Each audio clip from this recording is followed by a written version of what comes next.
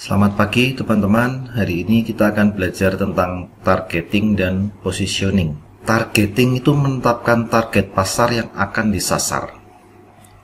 Ada 4 strategi dalam menentukan targeting. Yang pertama, undifferentiated targeting strategy. Strategi ini ditujukan untuk pasar yang besar dengan kebutuhan yang serupa. Jadi, hanya ada satu jenis pemasaran untuk melayani semua jenis pasar. Perusahaan di sini hanya mendapat peluang untuk mengoptimalkan produksi, distribusi, dan periklanan. Jadi kebutuhannya serupa ini untuk pasar yang besar. Lalu yang kedua, differentiated targeting strategy. Di sini perusahaan memproduksi berbagai macam produk. Karena konsumen itu pasti memerlukan variasi produk. Jadi harus ditawarkan berbagai macam produk. Ya, misalnya kalau kaos ukuran dari small, medium, large, ya. Jadi bermacam-macam. Lalu warna-warnanya ya, ada yang warna merah, biru, hijau dan sebagainya. Itu differentiated targeting. Ya. Lalu yang ketiga, concentrated targeting strategi. Ya. Di sini perusahaan hanya fokus menentukan jenis produk tertentu dalam satu segmen yang paling berpeluang. Jadi hanya konsentrasi satu produk saja yang paling berpeluang besar ya untuk mendapatkan keuntungan. Ya. Lalu yang keempat, custom targeting strategy ya. Ditujukan untuk pendekatan konsumen yang bersifat individual ya. Jadi ini strategi custom ya. Custom itu sesuai dengan permintaan konsumen. Contohnya sekarang kaos itu bisa didesain sendiri ya. Nyetak bikin kaos satu pun dilayani ya, custom ya. Sesuai dengan permintaan konsumen. Banyak sekarang produk-produk custom ya, yang dilayani oleh perusahaan. Oke, lalu selanjutnya ada 3 kriteria yang harus dipenuhi perusahaan saat mengevaluasi dan menentukan target pasar yang akan dijadikan target. Ya. Jadi kriteria apa saja untuk menentukan target pasar? Yang pertama, segmen pasarnya harus besar dan menguntungkan. Ya, kita harus mencari segmen pasar yang menguntungkan tentunya. Lalu perusahaan harus memiliki keunggulan kompetitif ya. Maksudnya kalau perusahaan sudah menentukan target pasar itu, perusahaan harus memiliki keahlian untuk menguasai segmen pasar yang ditarget itu ya. Jadi punya kemampuan, punya kekuatan, punya keahlian dalam bidang itu. Lalu yang ketiga, perusahaan harus mempertimbangkan tingkat persaingan ya. Ya, di sini harus dilihat persaingannya bagaimana. Apakah persaingannya ketat ataukah belum ada pesaing. Itu harus menjadi kriteria untuk target pasar. Oke, itu targeting. Lalu selanjutnya adalah positioning ya. Yang dimaksud positioning itu adalah didefinisikan sebagai upaya perusahaan untuk membentuk citra atau image produk di benak konsumen. Contohnya produk BMW, mobil ya, mobil BMW itu diposisikan konsumen itu sebagai mobil mewah. BMW, Ferrari itu posisi mobil mewah. Yaitu positioning ya. Jadi bagaimana image produk di benak konsumen, itu positioning. Nah, ini contoh-contoh lain ya. Coca-Cola misalnya itu memposisikan produk sebagai sumber kebahagiaan, persahabatan, dan indahnya berbagi. Anda bisa lihat iklan-iklan Coca-Cola itu pasti bergembira ya, lalu persahabatan dan sebagainya. Sedangkan Pepsi itu menggunakan slogan Pepsi Generation ya. Ini kalau Pepsi lebih ngarah ke generasi baru yang lebih modern ya. Jadi tren-tren iklannya itu seperti tren-tren orang muda yang modern ya, yang ikuti tren ya, itu Pepsi. Oke, sekarang McDonald dan Burger King ya. McDonald itu memposisikannya harga murah, efisiensi, dan kecepatan layanan.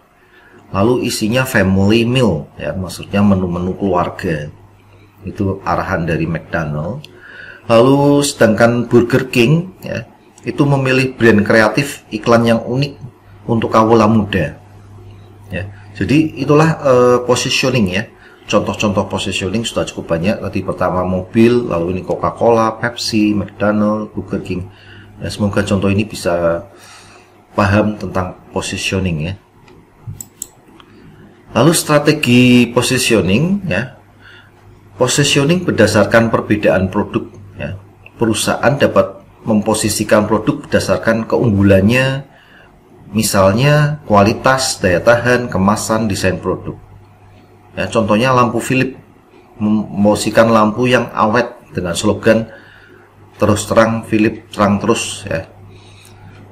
Memang Philips kan terkenal lampu yang awet ya, yaitu berdasarkan produknya. Positioning berdasarkan produk. Lalu yang kedua, positioning berdasarkan perbedaan layanan.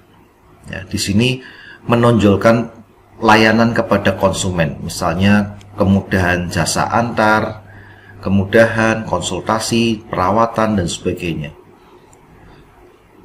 Contohnya, contoh lain perusahaan asuransi, komitmennya adalah pelayanan cepat dalam membayar premi.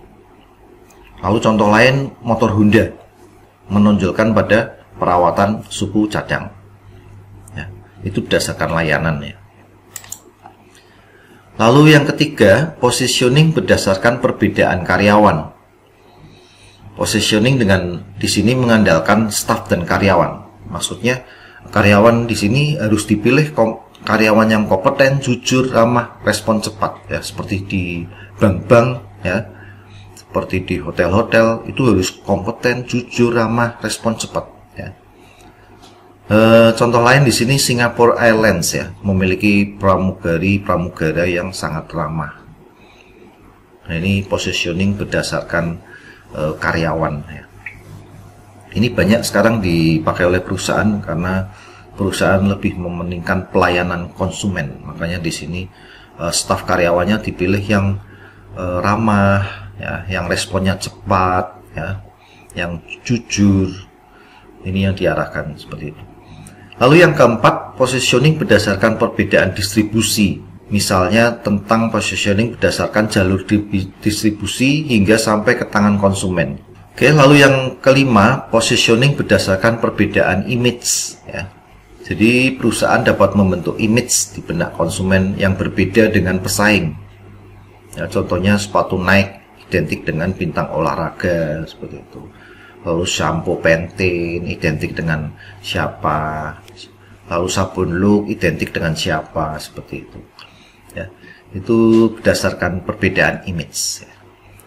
Lalu manfaat positioning ya, manfaatnya membantu perusahaan menyampaikan manfaat produk ya. Di sini untuk membedakan dengan pesaing, makanya perlu positioning. Lalu yang kedua, memudahkan konsumen dalam memilih produk. Karena sudah kelihatan berbeda ya positioning ya. Sudah memiliki citra ya. Lalu menciptakan citra produk pada konsumen ya. Itu manfaat. Lalu kesalahan ya, kesalahan dalam positioning ya.